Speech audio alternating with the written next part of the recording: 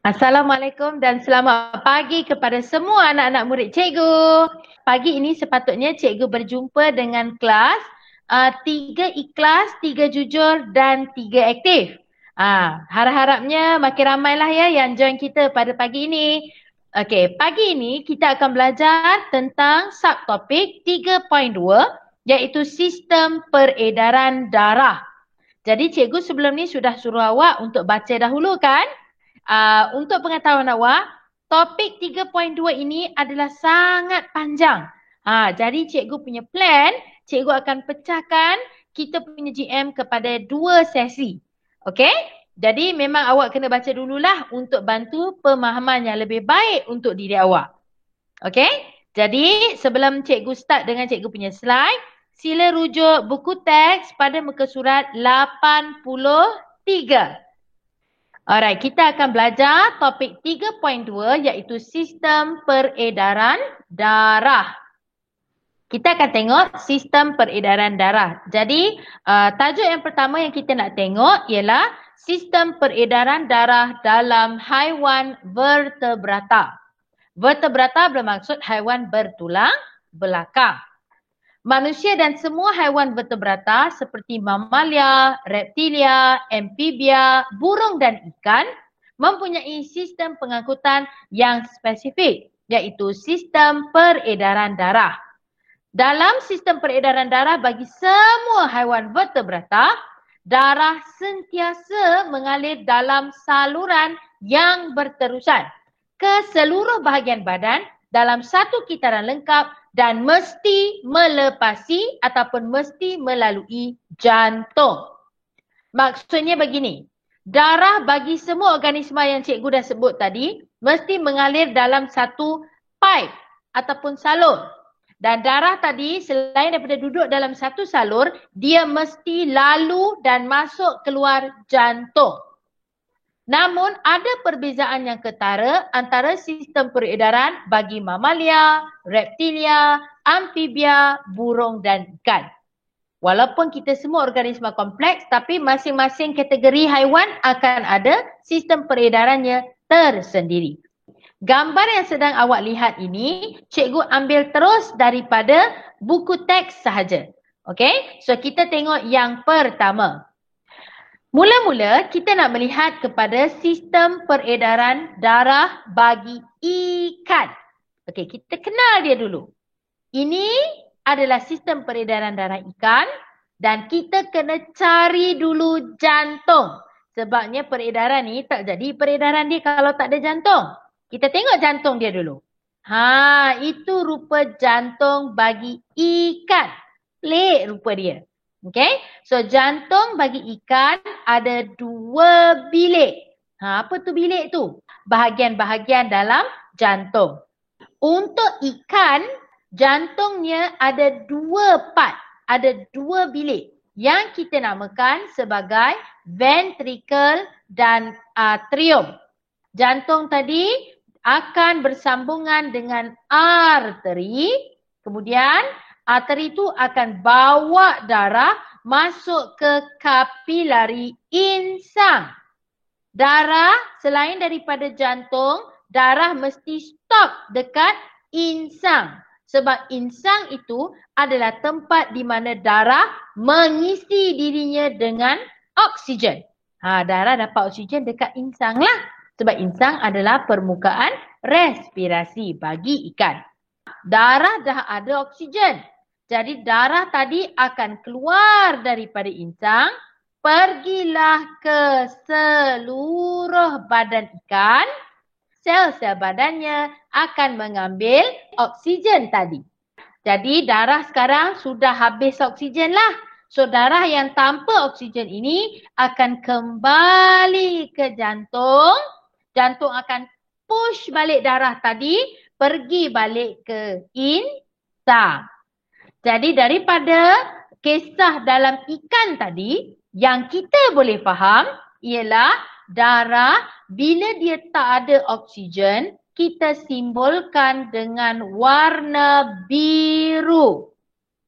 Dan darah kalau sudah ada oksigen, kita simbolkan dengan warna merah. Gambar itu ada dalam buku teks. Sama saja. Okay? Itu perkara pertama dari segi simbol pewarnaannya. Yang kedua yang kita dapat tahu ialah sebelum darah memasuki tempat nak ambil oksigen, darah tadi mesti keluar daripada jantung. Ini dua perkara yang kita akan guna pakai pada kategori haiwan-haiwan yang lain juga. Okey? Cikgu ulang sekali lagi. Darah kalau dia tak ada oksigen, kita simbolkan dengan warna biru. Nama dia senang je.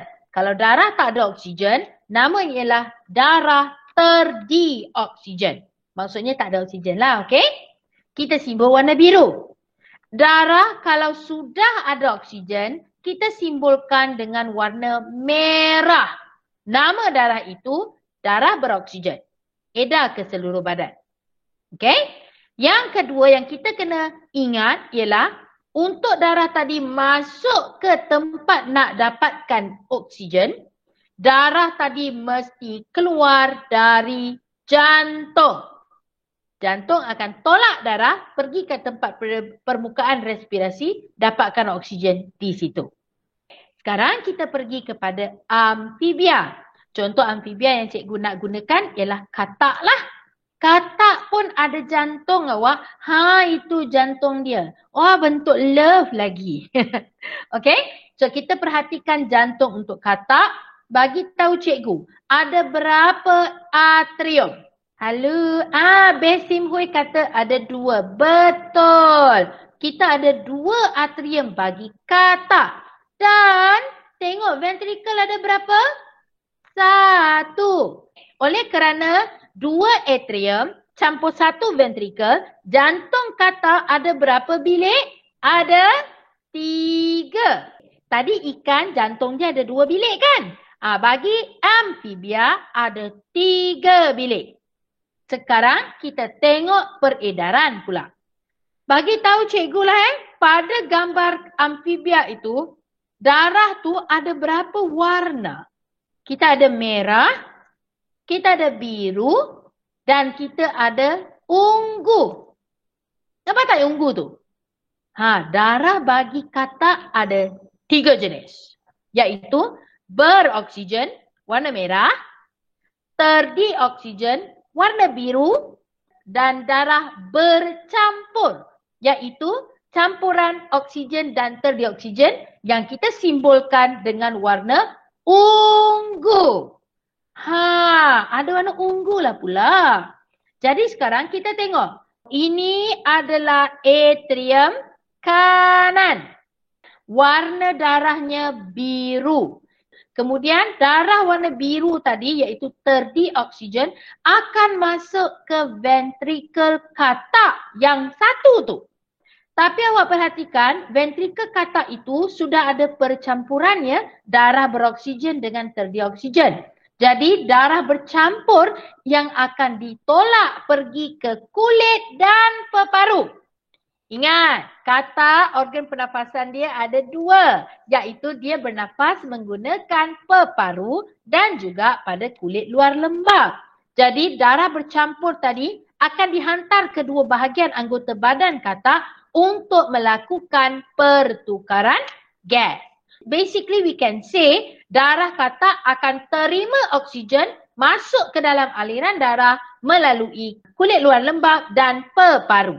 So kulit luar lembab dan peparu sekarang telah memberikan oksigen kepada aliran darah. That is why darah yang keluar daripada kulit dan peparu disimbolkan dengan warna merah. Balik masuk ke atrium kiri, masuk semula ke jantung bahagian ventricle dan campur balik. Dia campur balik darah beroksigen dan terdioksigen, maka darah bercampur itulah yang diedarkan ke seluruh badan. Pergilah darah bercampur tu pergi ke kaki kanan, kaki kiri, kaki kanan, tangan kiri, tangan kanan, badan, kepala. Semua sel badan katak sekarang akan ambil oksigen yang ada. Jadi darah yang meninggalkan anggota badan semua adalah darah tanpa oksigen sekarang. balik kepada simbol warna biru dan masuk semula ke jantung. Balik kepada perkara yang Cikgu Surawat ingat di awal-awal tadi. Kena perhatikan bahawa darah sebelum pergi ke tempat nak dapatkan gas, darah mesti keluar dari jantung. Jadi konsep itu masih sama dengan ikan. Dari jantung pergi ke kulit dan peparu untuk dapatkan gas. Sekarang kita pergi ke kategori haiwan yang ketiga. Kita tengok dulu reptilia. Untuk reptilia, kita tengok dulu jantung. Apa-apa hal pun nak tengok sistem peredaran, mesti cek dulu dia punya jantung kan? Kita tengok sekarang. Untuk reptilia, jantungnya di situ. Cuba kita kira. Ventricle ada berapa? Ventricle ada 1. Atrium ada berapa? Atrium ada 2. Ada kanan, ada kiri. Ventricle ada 1. Untuk reptilia, dia punya pembahagian jantung dia masih ada 3 ruang. So, amfibia dengan reptilia, jantungnya, bilangan ruangnya 3. Kita tengok, darah bagi reptilia, darahnya hanya disimbolkan dengan 2 warna, iaitu darah beroksigen dan terdioksigen. Kalau kita rujuk kepada buku teks pun, yang warna purple hanya berada di dalam jantung sahaja. Jantung je berlaku percampuran darah. Once dia dah keluar daripada jantung, dia dah terbahagi kepada beroksigen dan terdioksigen. Okay, so kita tengok dulu. Darah yang terdioksigen, warna biru, keluar dari jantung, pergi ke peparu. Reptilia bernafas menggunakan peparu. So di peparu dia dapatlah darah tadi akan mendapat oksigen. Jadi darah yang meninggalkan peparu warnanya merah. Darah beroksigen tu masuk balik ke jantung ya. Darah tu akan masuk semula ke jantung dan di-push keluar. Jantung tu sebenarnya akan menjadi daya penolak ataupun daya penggerak kepada aliran darah. So that bila darah tadi dah ada oksigen masuk ke jantung, jantung akan push darah tu bergerak sangat laju, edarkan oksigen sangat cepat ke seluruh badan reptilia. Jadi pushlah darah tu sekarang. Jadi darah pun whoosh turun pergi seluruh badan. Sebab tu dia tunjukkan pergi ke kapilari darah. Kapilari darah tu meaning seluruh badan lah. So dekat kapilari darah akan berlaku pertukaran gas. Maka darah yang keluar daripada anggota badan, seluruh badan tadi adalah darah terdioksigen. So there's no more oxygen dekat situ ya. That's why kita simbolkan darah tadi dengan warna biru. Masuk balik ke jantung. Pergi atrium, pergi ventricle, naik semula pergi ke peparu. So dah siap satu kitaran dekat situ. Last sekali. Ini baru sampai kepada manusia.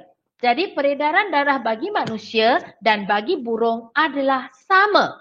Okey, kita tengok dulu jantung. Ingat kan? Apa-apa hal pun mesti tengok jantung dulu. Ini jantung manusia. Ada berapa atrium? Betul, Pening Suan. Ada 2. Ada berapa ventricle? 2 juga. Jadi, jantung manusia totalnya ada berapa bilik? 4. Betul, Besim Hui. Betul? Bagi jantung manusia, ia punya 4 bilik. Special, betul. Bila 4 bilik tadi, cikgu nak awak tengok ya. Ada tak warna purple pada gambar? Tak ada. Bermaksud bagi manusia dan bagi burung, darah kita hanya ada 2 jenis. Iaitu darah beroksigen, warna merah, dengan darah terdioksigen, warna biru. Atrium akan bawa darah terdioksigen masuk ke ventricle. Ventricle tolak darah terdioksigen pergi stop ke peparu. Sebab peparu adalah tempat untuk manusia mendapatkan oksigen. Darah yang keluar daripada peparu sekarang berwarna merah. Sebab itulah darah beroksigen. Darah beroksigen tadi akan kembali masuk ke jantung supaya jantung tadi boleh push darah edar ke seluruh badan. Jantung tu akan tolak darah mengalir dengan sangat laju supaya seluruh badan boleh dapat oksigen dengan kadar yang sangat cepat. Jadi sampailah pergi kaki kiri, kaki kanan, tangan kanan, tangan kiri, perut, usus kita, semua tu akan terima darah beroksigen. Jadi sel-sel pada anggota badan itu akan ambil oksigen dan darah yang meninggalkan organ tadi adalah darah terdioksigen. Dia sudah tak ada oksigen That's why kita simbolkan dengan warna biru. Baliklah semua darah terdioksigen yang miskin ni, miskinlah kan sebab dia dah tak ada oksigen kan. Miskin ni balik pergi ke jantung untuk pergi ke paru. Ingat, cikgu ulang banyak kali dah ni. Darah untuk pergi dapatkan oksigen, dia mesti masuk dahulu jantung. Okay? Alright. Habis tentang sistem peredaran bagi reptilia, amfibia, ikan, manusia dan burung. Habis dah 4 kategori tu. Barulah kita nak masuk kepada manusia secara spesifiknya. Okay, kita tengok slide. Tu dia. Ramai budak dia tunggu yang ini sebab dia nak belajar pasal badan dia sendiri. Okay, kita tengok yang ini. Sistem peredaran darah manusia. Sistem peredaran darah manusia melibatkan peredaran darah yang dipam. Perkataan penting tu. Dipam oleh organ namanya jantung. Bagi manusia, darah tu tak akan mengalir kalau dia tak ada pam. Jadi darah mesti masuk jantung. Tadi cikgu cakap tadi tu mesti masuk jantung, mesti masuk jantung. Sebab jantung adalah pengepam darah kita. Okey, jantung akan mengepam darah ke seluruh bahagian badan dan darah tadi akan bergerak di dalam salur yang kita namakan sebagai arteri, kapilari dan vena. Arteri, kapilari, vena. Kalau cikgu nak mudahkan pemahaman kepada awak kan, cikgu selalu bayangkan vena, arteri, kapilari ni macam highway. This is my explanation. Cara cikgu memahami konsep ini. Cikgu membayangkan arteri dengan vena seperti lebuh raya.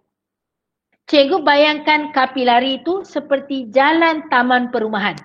Jadi semua jalan-jalan taman perumahan yang biasanya jalan-jalan kecil akan bergabungkan pergi ke satu highway yang utama. Macam itulah kita punya sistem peredaran darah. Okey, itu adalah kita punya jantung. Jantung kita duduknya di sini. Ini tulang dada cikgu di tengah-tengah. Dia duduk sedikit ke kiri. So, dekat situ, besar mana jantung kita? Genggam tangan masing-masing. Untuk cikgu, ini saiz jantung cikgu. Ini adalah keratan, gambar rajah keratan rentas bagi satu jantung manusia. Jantung manusia terdiri daripada 4 ruang yang kita dah bincang tadi.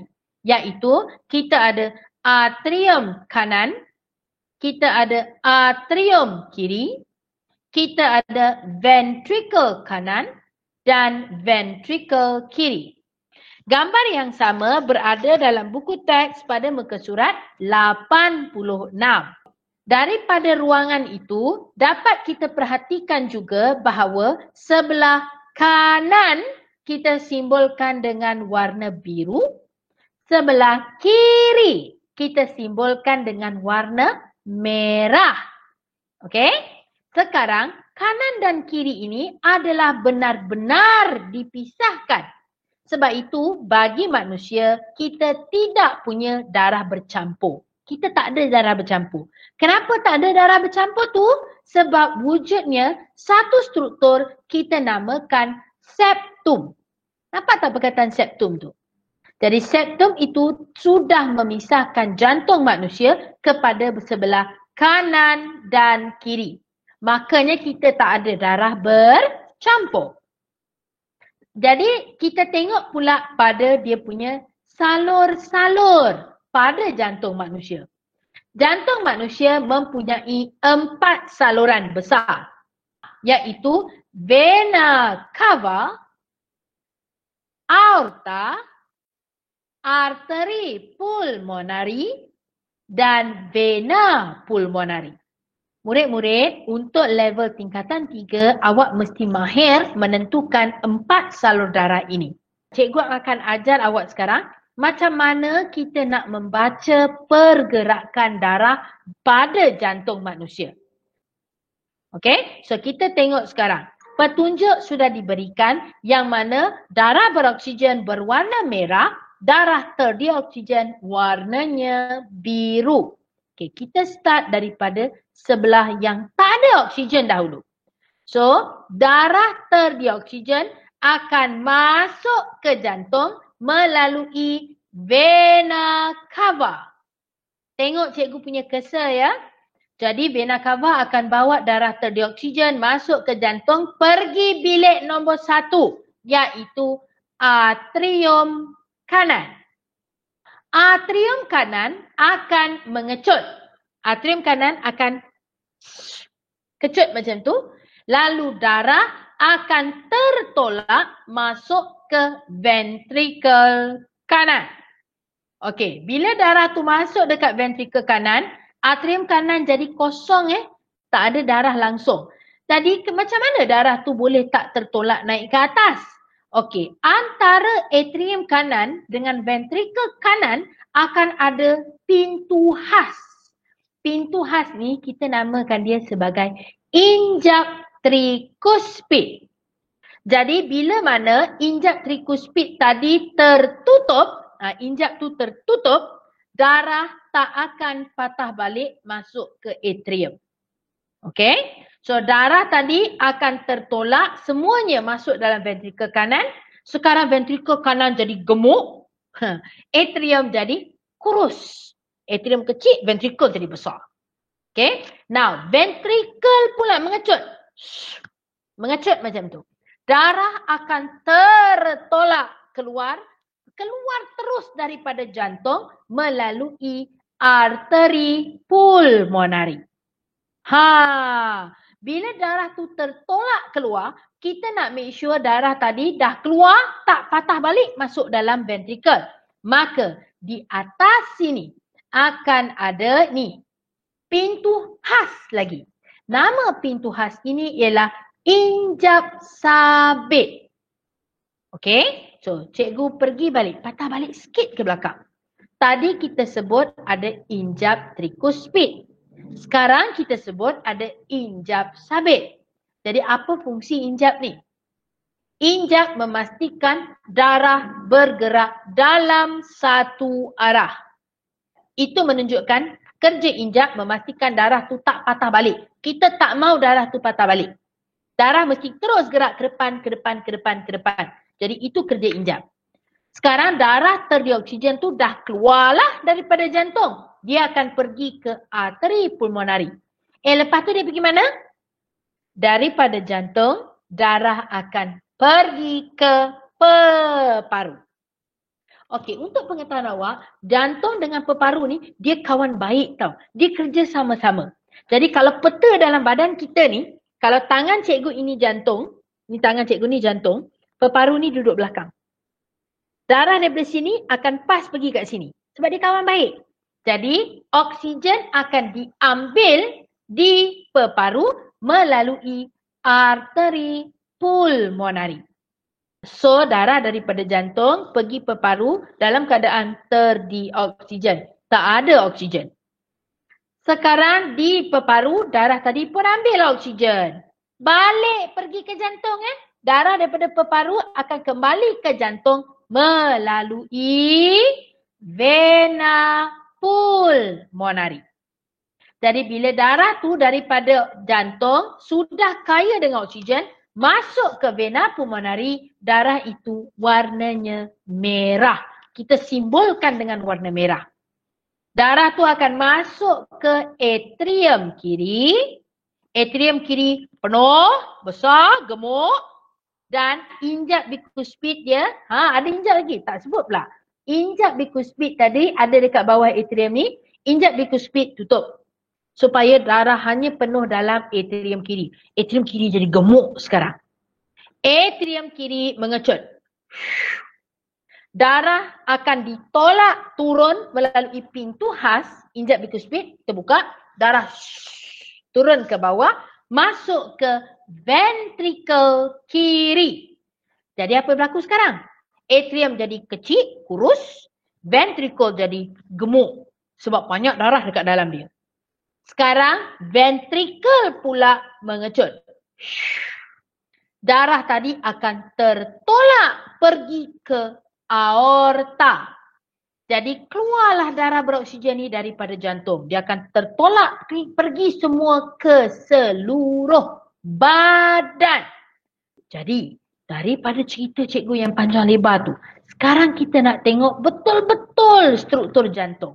Okey, tengok cursor cikgu.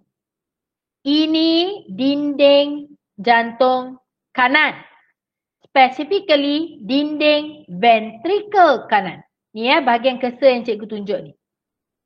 Ini adalah dinding ventricle kiri. Kan? Okay. Bagi tahu cikgu. Dinding kanan ke dinding kiri yang tebal? Betul. Pandai Pening Suan. Sebelah kiri yang memang terang awak nampak dia tebal. Tebal, lagi tebal jantung tu, lagi kuat dia mengepam, lagi jauh darah boleh pergi. Jadi logik lah. Kenapa cikgu kata logik? Tengok balik. Kiri akan tolak darah beroksigen ke seluruh badan tau. Jauh kot. Jantung kat sini, kaki nun dekat bawah. Jadi pergerakan darah tu jauh. Maka dinding ventricle kiri mesti lebih tebal berbanding kanan untuk hasilkan tenaga tolakan yang lebih besar untuk tolak darah beredar seluruh badan.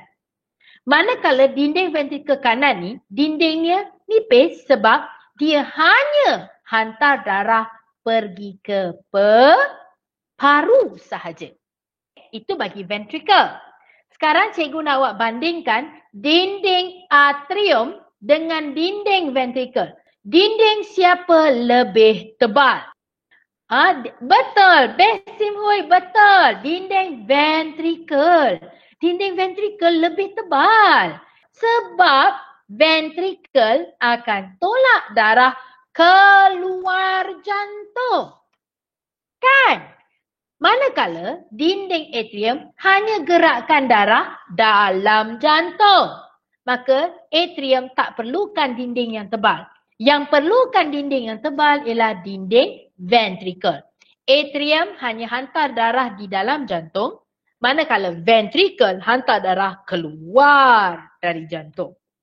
Okey, habis tentang peredaran darah di dalam jantung manusia. Sekarang kita nak melihat kepada highway dan jalan raya yang cikgu dah analogikan kepada awak di awal bab tadi. Kita nak melihat sekarang struktur dan fungsi salur darah utama dalam manusia.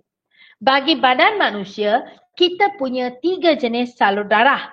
Namanya adalah arteri, kapilari dan vena. Seluruh badan punya arteri akan membawa darah simbol merah. Seluruh badan punya arteri akan bawa darah beroksigen kecuali arteri pulmonari. Cikgu patah balik. Tengok tu. Nampak tak? Semua arteri bawa darah warna merah kecuali arteri pulmonari. Satu-satunya arteri yang bukan warna merah. Hanya warna biru. Arteri akan bawa darah beroksigen dan hantar darah beroksigen pergi ke seluruh sel-sel badan melalui kapilari darah. Jadi dinding kapilari ni adalah yang paling nipis. Hanya setebal satu sel. Jadi oksigen akan meresap keluar daripada kapilari, pergilah ke sel-sel badan. Jadi darah dekat sebelah sini yang berhampiran dengan hujung arteri warnanya merah. Tapi darah yang berdekatan dengan hujung vena warnanya biru. Sebab darah itu sudah tiada oksigen. Dah diambil oleh sel-sel badan tadi tu. Jadi darah yang tiada oksigen sekarang sudah kita simbolkan kepada warna biru dan akan bergabung masuk ke dalam vena. Jadi vena membawa darah terdioksigen, kita simbolkan dengan warna biru. Seluruh vena dalam badan bawa darah terdioksigen kecuali vena pulmonari.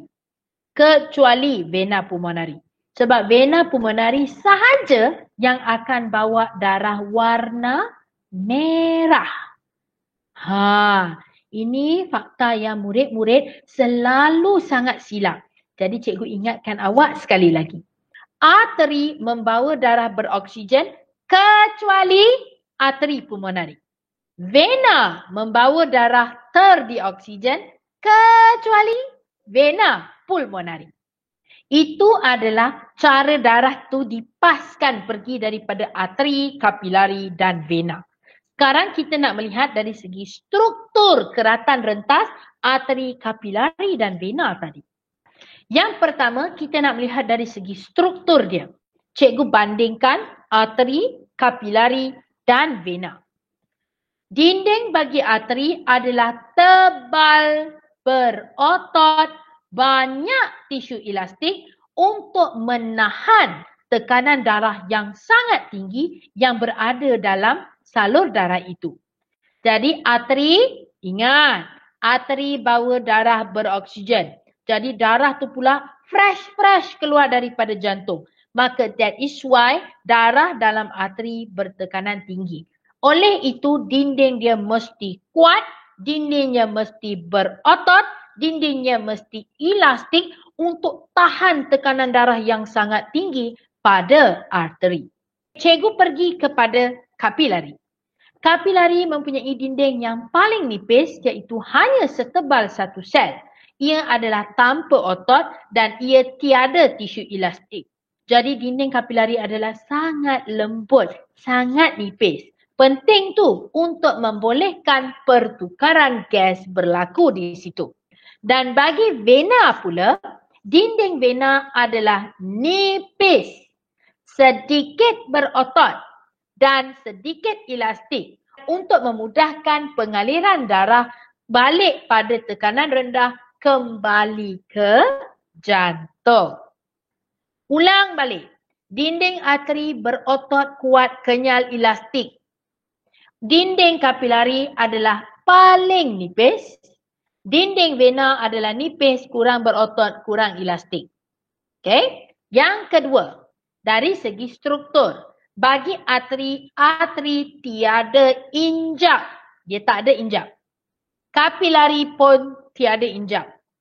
Vena ada injap. Dia mesti ada injap. Kita recall balik fungsi injap tadi. Fungsinya adalah untuk memastikan darah mengalir dalam satu arah. Bagi arteri, arteri bawa darah beroksigen.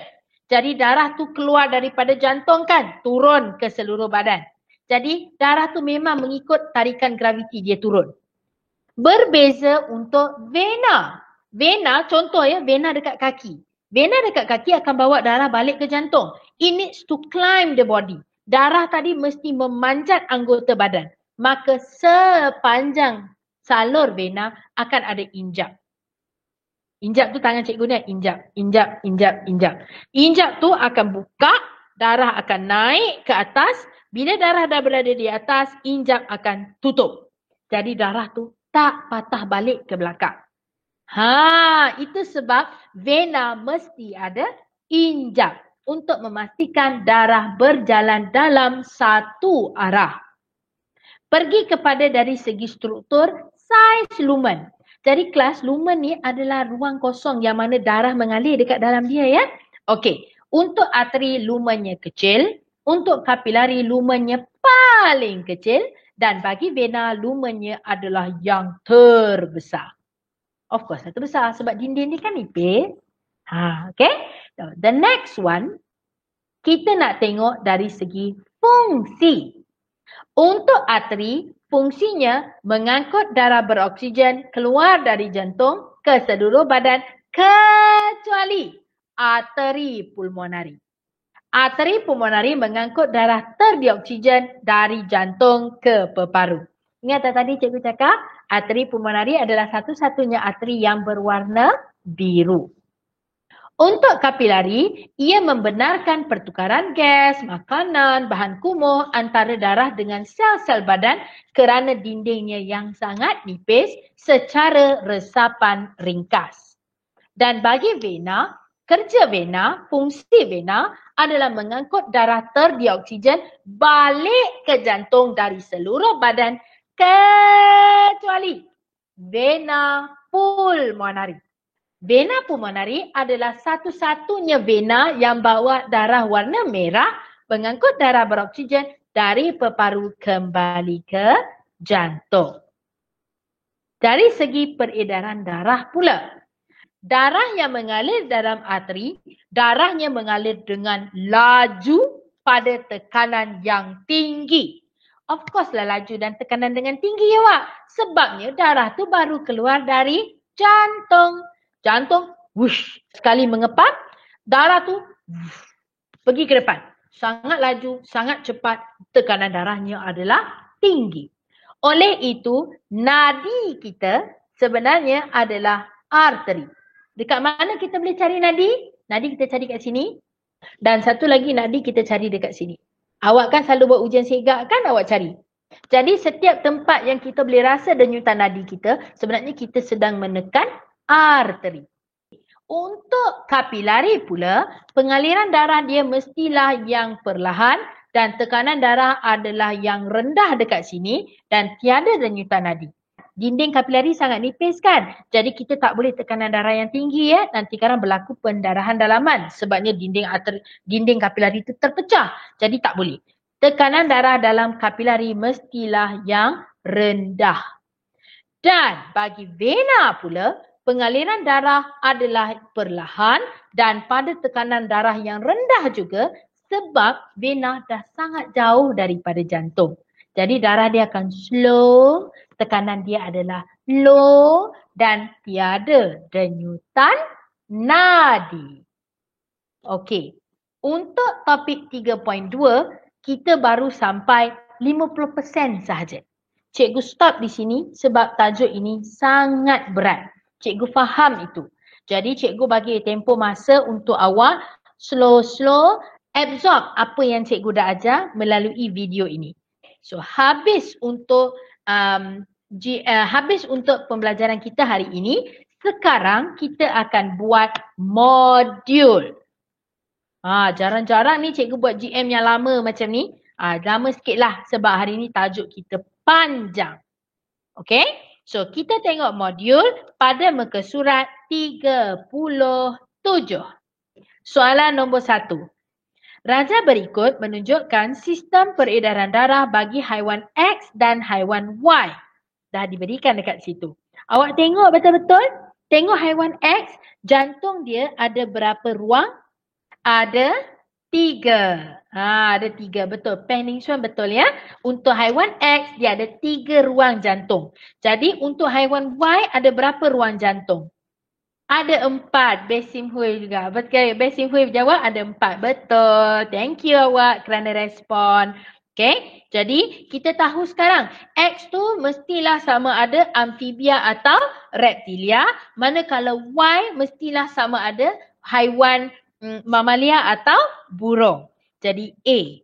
Apakah persamaan sistem peredaran darah bagi haiwan X dan Y? Apa persamaan dia? Sila tulis ya. Darah mengalir dalam salur darah secara berterusan melalui jantung ke seluruh badan dan kembali ke jantung. B. Nyatakan dua perbezaan antara struktur jantung X dan Y yang paling ketara. Tadi kita baru bincang. Baru je bincang. Okey, nombor 1. Tadi Peh Ning Xuan dengan Beh Sim Hui dah cakap. Cikgu ambil jawapan awak tu sebagai jawapan ya. Okey, kita tulis situ. Jantung X mempunyai 3 ruang. Iaitu 2 atrium dan 1 ventricle. Manakala jantung Y mempunyai 4 ruang. Iaitu 2 atrium dan 2 ventricle. So itu jawapan untuk yang pertama, perbezaan ketara dia. Yang kedua, jantung X tiada septum. Manakala jantung Y ada septum. Okey? Kita pergi kepada C sekarang. Antara sistem peredaran di atas, maksudnya antara X dengan Y tu, yang manakah lebih cekap? Yang mana lebih bagus? X bagus ke Y bagus? Yang bagus, yang cekap ialah betul. Beh Sim Hui yang betul. Y. Y lebih cekap kerana darah beroksigen dipisahkan sepenuhnya daripada darah terdioksigen. Now, pergi ke muka surat 38, soalan 2A. Apakah fungsi injap dalam jantung? Banyak kali ni cikgu cakap ni. Apakah fungsi injap dalam jantung? Memastikan darah mengalir dalam satu arah. Okey, itu fungsi bagi injap. Tak kisahlah, injap sabit ke, injap bikuspid ke, injap trikuspid ke, injap dalam vena ke. Jawapan dia standard. Memastikan darah mengalir dalam satu arah. Okey, sekarang kita tengok kepada B. Label struktur jantung di bawah menggunakan perkataan yang diberi. Yang ini kita buat slow-slow bersama. Okey, untuk yang ini awak boleh rujuk buku teks muka surat 86. Okey, siapa boleh bagi tahu cikgu jawapan untuk satu Roman? Satu Roman tu apa? Aorta. Peh Ning Xuan. Very good. Jawapan dia betul ya. Aorta. Okey. 2 Roman.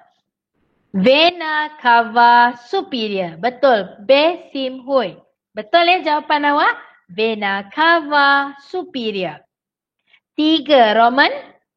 Atrium kanan. Peh Ning Xuan. Betul jawapan awak. Atrium kanan.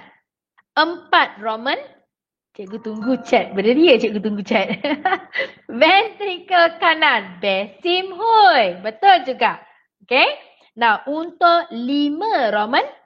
Vena cava inferior. Peh Ning Xuan. Wah, korang memang berduet betul dua orang. Memberi jawapan. Tahniah. Cikgu suka effort yang awak tunjukkan. Okay. 6 Roman. VI tu 6 Roman. Apa jawapan dia?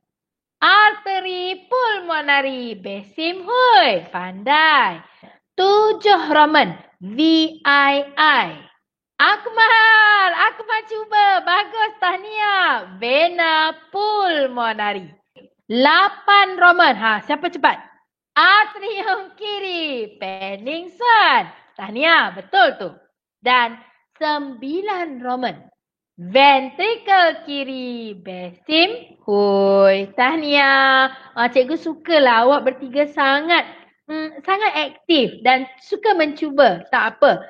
Salah tak apa. Cikgu banyak kali cakapkan. Salah waktu belajar tak apa. Jangan salah waktu exam. So, tahniah kepada 3-3 orang. Thank you so much kerana respon dalam kelas cikgu.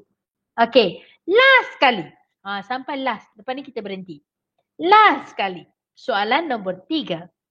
Raja berikut menunjukkan bagaimana 3 jenis salur darah bersambung dalam sistem peredaran darah. Labelkan salur darah dengan betul. Okey, tengok betul-betul. Dia tunjuk situ aliran darah dari kiri pergi kanan. Macam tu. Kiri pergi kanan kan? Okey, so apakah A? Betul, Besim Hui. A ialah arteri. Okey, B.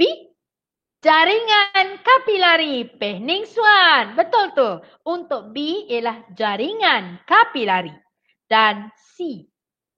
Vena. Tahniah, Besim Hui betul juga. Okey, so senang saja untuk nombor 3 senang. Dan tahniah kepada semua yang respon. Okey, jadi untuk itu habis pelajaran kita untuk hari ini.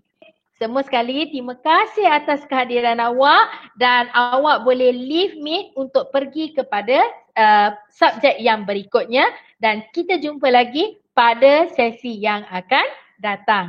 Jangan lupa ya isi borang kehadiran. Okey, terima kasih semua. Bye. Thank you, Go. Sama-sama. Terima kasih awak.